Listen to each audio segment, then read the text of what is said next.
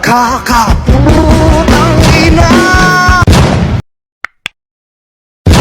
सबै हाल्नुहुन्छ अनि फेरि हाँसु गोली चल्छ क्या Three, two, one. Watery Motovlog. Bawat isa, mahalaga. Hello, kamusta mga karepa? Bali, dito ako ngayon sa Rojas Boulevard. Pinabili ako ng asawa ko ng suka. Ngayon, hindi niya alam long rides ako. Okay, maganda pala pag night ride. Tapos hindi ka nagpaalam, ano? Okay, special shout out pala sa atin kay Ariel Montes. Sa mga bago nating viewers, maraming salamat sa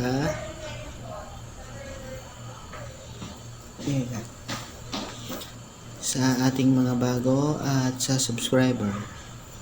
Okay guys, ganun pa rin, wala pa rin kwenta yung pag-uusapan natin. Kaya maraming salamat sa pagsubaybay sa ating Watery Moto Video Vlog.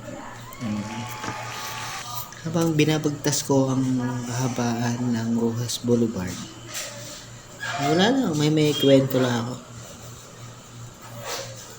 Okay, tip ko lang sa inyo pag babiyahe kayo ng gabi, magbaon kayo ng panggasolina, ha? Hindi para sa akin, nung nakaraan,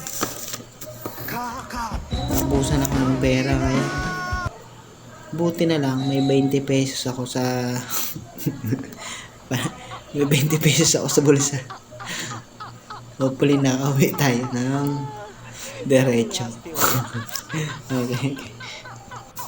Patawarin nyo kung medyo matagal ako naka-upload dahil medyo busy tayo sa trabaho.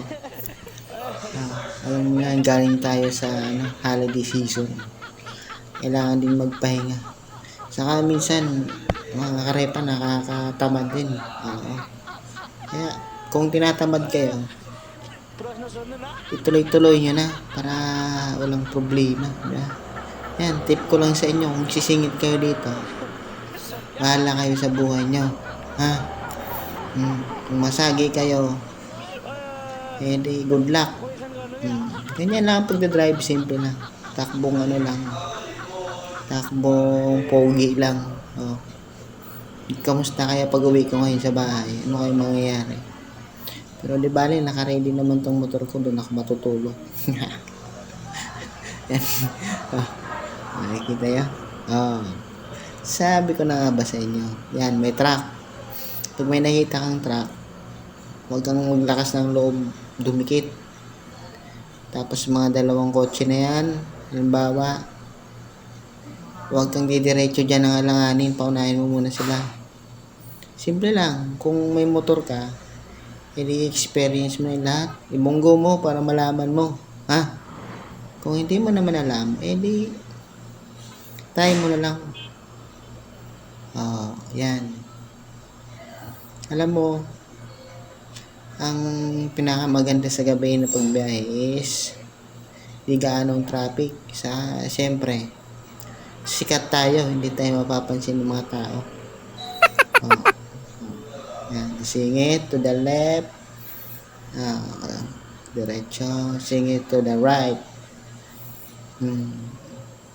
Saka alam nyo ba mga kawata, yung bagong taon napaos yung busina ko dahil sa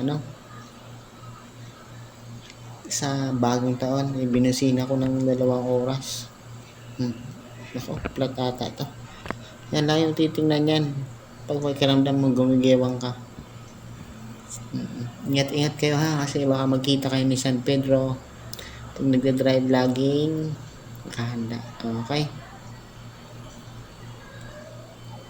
tips ko lang sa inyo, 20 pesos pwede na pag naubusan ng gasolina. Malas mo pag hindi pwede. Alam nyo mga karepa, may naalala ko, may nagaya sa akin ng long rides, tapos nung nandun ako sa location, siya pala yung wala. Shout out sa'yo my friend. Ito ako ngayon, nagdadrive mag-isa. Okay. Okay. Kaya, sa mga nalulungkot dyan, ang technique nyo, magmotor na lang kayo. Kasi habang na-enjoy nyo yung kapaligiran, at the same time, nakapag-isip-isip kayo kung saan nga ba pupunta. Alam nyo mga kawata, napakaganda magkamotor para sa akin. Sa mga sawa na sa motor dyan, sorry naman. Pero alam nyo mga kawata, kung bibigyan ako ng chance, di syempre, motor pa rin. Kasi dito tayo nagsimula sa motor at dito rin tayo masasanay. Siyempre, unang-una, di natin kaya bumili. Okay. Yan, ito yung tulay sa may Pasay. Okay guys, kita nyo. Ang importante, mahalaga. Okay mga kawata. Wala na akong maisip na topic, kaya papakita ko na lang sa iyo ang lugar dito sa ating Pilipinas. Okay? Let's go. I ask my wife, I go for a ride. Go for a ride. Go for a ride. I ask my wife, I go for a ride. She says no. 3,